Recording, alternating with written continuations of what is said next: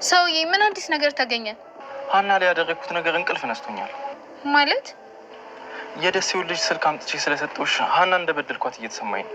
ሀና በቃ እኔ ለሀና ልነግራት ነው። ምን ብለህ? ስልኩን ከሷ ስልክ ወስጄ እንደሰጠሁሽ ነው። ንገራታ። እንዴ ንገራት ማለት? አልሰማኸኝም? ንገራት። እስቲ ምን እያልሽ ነው? ምን እያልሽ ነው ማለት ምን ማለት ነው? ልነግራት ነው አልከኝ አይደለ? ንገራት እኮ እኔ ስለጨነቀኝ እኮ ነው። አምንሽ እያልክኝ እንዴት ነው የምረጋጋው? ኧረ እማዬ እኔ እኮ እንደሱ ለማለት ፈልጌ አይደለም። ምንም ሆነ ምንም አሁን ብቻዬን መሆን ስለምፈልግ ተው ይበቅ። እኔ እኮ ስለ ሀና እንድናወራ ነበር የመጣሁት። ምንም ነገር ማውራት አልፈልግም። እማዬ ምናሴ፣ እማዬ ተረጋጊና ስለ ሀና ማውራት ያለብን ነገር አለ። ምናሴ ብቻዬን መሆን እፈልጋለሁ አልኩ እኮ። ለምንድን ነው የማይገባ? እሺ በቃ እማዬ ይቅርታ።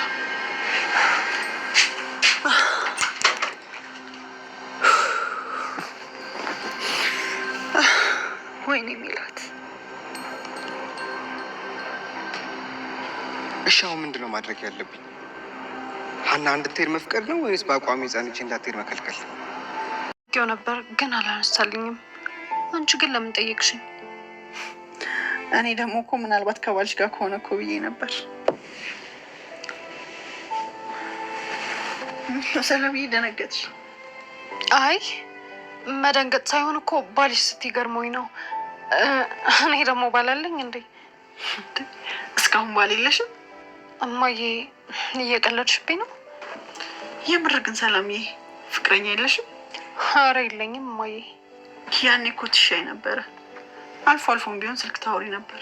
አሁን እኮ ጭራሽ ስልክ እንኳን ማውራት ትተሻል። ምን ላድርግ ብለሽ ነው እማዬ? ከማን ጋር አወራለሁ? ቆይ ግን እስከ ዛሬ እንዴት አልኖረሽም? ማለት ፍቅረኛ መያዝ ግዴታ ነው እንዴ? አይ ማለት ያኔ መጠጥ ጠጪ በነበረበት ጊዜ በጣም ነበር የምፈራው። እንዴት? የሆነ ወንድ የሆነ ነገር እንዳያረግሽ ብዬ ነው። ምን ያደርገኛል? ሌላውን ነገር ሁሉ ተይው ሰላምዬ። ቆይ ብታረግሽስ? ሰላም ለእናንተ ይሁን ውድ የቻናላችን ቤተሰቦች፣ በያላችሁበት ሰላማችሁ ይብዛ። ለዚህ ቻናል አዲስ የሆናችሁ እንደተለመደው ላይክ፣ ሰብስክራይብ፣ ሼር በማድረግ ትብብራችሁን አሳዩን። አመሰግናለን ስለምትከታተሉን። ያው እንኳን አይደለም ዋናው ቻናል ራሱ አሁን ላይ በጣም ደብዝዟል፣ እንኳን የኛ ቻናል። ስለዚህ ሼር በማድረግ አበረታቱን። እናንተ አይጠቅማችሁም እናውቃለን፣ ግን ደግሞ እኛን ስለሚጠቅመን ነው። እና ኖላዊ ድራማ በሰሞን መጨረሻው ክፍል ላይ እየደረሰ ነው መሰል። በሳምንት ሁለቴም አንዳንዴም ሲፈልጉ አንድ ጊዜ ነው የሚለቁት ማለት ነው። እና በዚህ ምክንያት ተመልካቹ ራሱ በጣም ነው ስልችት ያለባቸው። ስለዚህ ኖላዊዎች ባካችሁ ድራማውን ደቂቃውን ሳታበዙ ቶሎ ቶሎ ልቀቁልን ስንል በመጀመሪያ ማሳሰቢያ እንሰጣለን። ያው እንግዲህ ኖላዊ ድራማ ክፍል ከ140 በላይ ደርሷል። 140 ወደ 150 ሊገባ ነው። እናም በዚህ ክፍሎች እውነት ለመናገር ያው ኖላዊ ድራማ ትንሽ ፕሮዳክሽኑ ራሱ በቃ የዩቲዩብ ስራ ስለሆነ ያን ያክል ብዙ ወጪም አያወጡበትም። ወጪ ስላችሁ እንደ ትልልቅ ድራማ እንደ ትልልቅ ፊልሞች በደንብ እንትን አይሉበትም። በጀት ይፈልጋል የትልልቅ ድራማ እና ትልቅ ፊልም ሲሆን፣ የእነሱ ግን የዩቱብ ስለሆነ የሚቀርጹበት ቦታ ራሱ በጣም ወሰንና የተደጋገመ ነው።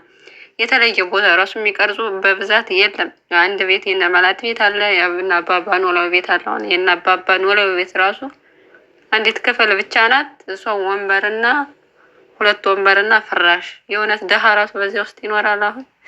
እና የዚህን ያክል ነው በጀታቸው ማለት ነው፣ ከፍ ያለ ስላልሆነ። እና ምን ላችሁ ፈልጌ ነው ሰፋ አድርገው ነገሮችን እኛን እንዳይሰለች ቦታው ሲቀየር ብዙ እንትኖቹ አዳዲስ ካራክተር ሲጨመር ምናምን አሰልች የማይሆነው አዳዲስ ካራክተር አዳዲስ ደግሞ የሆነ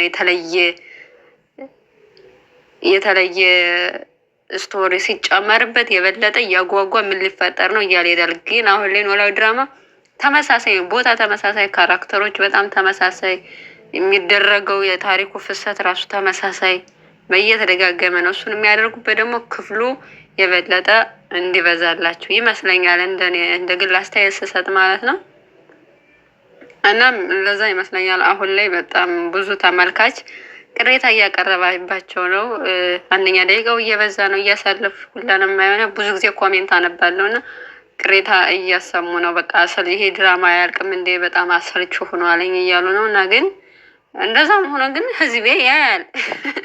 እኛም እኮ አሁን ፍትፈታ እንደዚህ የምንሰራበት ትልቁ ምክንያት ምንድነው ታውቃላችሁ? ስለሚታይ ነው እኮ ምክንያቱም ሚዲያ ላይ ትልቁ ፐርፐዝ ትልቁ ዓላማ ገንዘብና ገንዘብ ነው። ማንም እንደው የሃይማኖት ትምህርት ካልሆነ በስተቀር እንደው እናንተ ልጠቅም ነው የምሰራው የሚል ሁሉ ውሸት ሁሉም ውሸት ነው።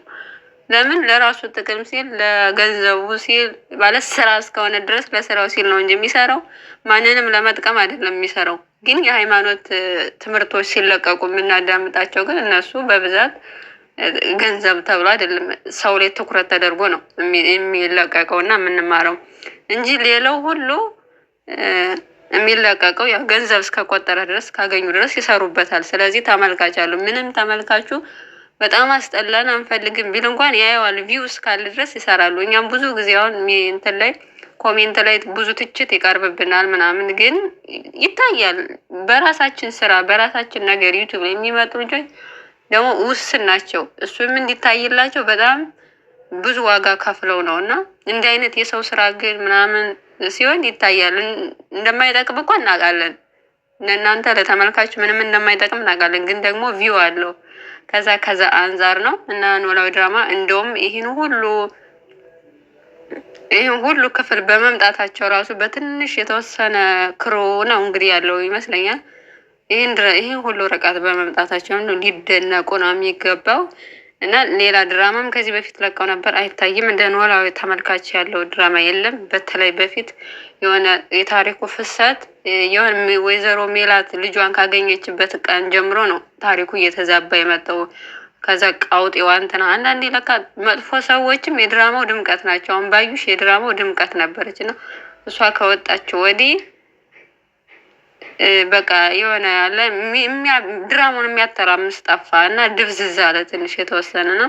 በፊት ሀኒቾም ሰራተኛ እያለች ለአባቷ የምትከፍለው ዋጋ ምናምን በጣም የሆነ አሳማኝ ነው። ለምን አንዳንዴ ታሪክ እንዴት ነው የራሳችሁን ውስጥ ሁሉም በተለይ ኢትዮጵያውያን የፈለገ ነገር ቢሆን ቤተሰቡን መርዳት፣ ቤተሰቡን ማገዝ፣ ለቤተሰቡ ያለው ፍቅር የተለየ ለአባቱ ለእናቱ የተለየ ፍቅር ስላለው ያን የውስጣችን ማንነት ይነካል። ለአባቷ የምትከፍለው ዋጋ አብዛኛው ሰው ለቤተሰቡ የሚከፍለው ዋጋ ስለሆነ እንደ ራሳችን ታሪክ ስለምናየው ሳይሰለቸኝ እናያለን። ይሄ ቤተሰባዊነቱ በጣም ያመዝን ነበር። እኔ ኖላዊ ድራማ ሲጀምር በጣም የወደድኩት ቤተሰባዊነቱ በቃ ልጅ ለአባት የሚከፍለው ዋጋ አባባ ኖላዊ ከየትም ጎዳና ላይ አንስቶ ምንም ነገር ከነሱ ምንም ነገር ሳይጠብቅ ፍቅር ሰጥቶ ብቻ ከሱሳቸው እንዴት እንዳወጣቸው፣ ከዛ ደግሞ ሀኒቹን ያሳደገበት መንገድ ለእሷ ሲል እሷ ጠቅመዋለች። ምክንያቱም ሱስ ውስጥ ተስፋ መቁረጥ ውስጥ የነበረው አባባ ኖላዊ ሀኒቹን ሲያገኝ በቃ ለእሷ መኖር ስላለበት እሱን ራሱ ለእሷ እኖራለሁ ሲል ራሱም እንደተጠቀመ ነው። ለእሷ መኖር ስላለበት ሱሱን ሁሉ አቁሞ ብዙ አልባሌ ቦታዎች የሚሄዱን ሁሉ አቁሞ ሰው እንደሆነ ነው ብዙ ጊዜ የሚናገረው ነው። ይሄ ቤተሰባዊ ድራማነቱ በጣም ስለሚበልጥ ደስ ይል ነበር። አሁን ላይ ግን የሆነ ፍቅር ማለት ፍቅር ራሱ ቅጣለው ማለት አሁን የእዝራና የሀኒቾ ፍቅር ግራ የሚያጋባ ነው። አንድ ሰው ሪያሊቲው ላይ አንድ ሰው 3 ሰው ሊወደው ይችላል። ግን ደግሞ ሶስቱም የኔ ሁኝ የሚባል ታሪክ የለም። ምክንያቱም በዛኛው በሚወደደው ሰው ፈቃደኝነት ይወሰናል። ሰው መውደድ መብቱ ነው። ግን ደግሞ አብረሃይ ኑር አለበለዚያ ራሴን አጠፋለሁ የሚባል ነገር አይሰራም እንዴ! በሪያሊቲው ዓለም በእውነታው ዓለም የለም። አንድ ሰው ከወደደ ፈቃደኛ ከሆነ ከዛ ሰው ጋር ይኖራል። ካልሆነ ግን ያን ሰው አስጨንቆ በአንተ ምክንያት እኔ ራሴን ላጠፋ ነው፣ በአንተ ምክንያት አብጃለሁ፣ በአንቺ ምክንያት የሚባል ነገር የለም። ምክንያቱም አስገድዶ ሀኒቾን ለምሳሌ ኤልያስ ሀኒቾን አስገድዶ እዛ ህይወት ውስጥ ቢከታተኝ እሱም ደስተኛ አይሆንም፣ እሷም ደስተኛ አትሆንም። ማለት አዝናለት። ባለፈው እንደውም እንትና ራሱ ሲናገር በጣም ጆሮ ማለት ነው ትልቅ ነገር ነው ማለት አዝነሽልኛ ነገር አይደለም እኔ ጋር እንድትሆኝ የምፈልገው አላት። አዝነሽልኝ ሳይሆን ወደሽኝ ነው። ስለዚህ ተኝ ብሎ ጆሮ ራሱን ውሳኔ ወስኖ ሄዷለኝ እና ትክክል ነው ማለት አዝናለት ሳይሆን ወደው ፍለጋ ነው። እናም በሰሞኑ እንደውም ጠፍቶ ነው እንጂ ደስ የሚለው ይሄ የእንትና ካራክተር በጣም ተጋነነ። ማንዘውም ወንድ ልጅ ሆኖ እንዴት አንዲት ሴት አልወደደችኝም ብሎ እስከ ማበድ እብደቱ ደግሞ የሚገርም አንዴ ይሻለዋል አንዴ ድና ላይ ምናምን የሆነ የጅል ጨዋታ ሆነና ኖላዊ ድራማዎች እናመሰግናለን። እኛም ቢሆን ያው ፈቃደኛ ሆናችሁ እንድንሰራ ስላደረጋችሁን እስከ መጨረሻው ደግሞ እንድንሰራ ፈቃደኛ እንደምትሆኑ ተስፋ እናደርጋለን። እና ውድ ተመልካቾቻችን ያው ዛሬ አዲስ ነገር ይዤላችሁ አልመጣሁም። ምክንያቱም ኖላዊ ድራማ በሳምንት 2 ሲፈልጉም አንዴ ነው እየለቀቁ ያሉት ማለት ነው። ስለዚህ አዲስ ክፍል ስላሌለ የሚሰማኝ ነው ይዤላችሁ የመጣሁት አስተያየት እና አብራችሁን ስለሆናችሁ እጅግ እናመሰግናለን። እስከ መጨረሻው ስለምትከታተሉን። ቪዲዮ ደግሞ በሰሞን ቻናላችን ቀዝቅዟል። በእርግጥ እነሱም በትክክል ስለማይለቁት ነው።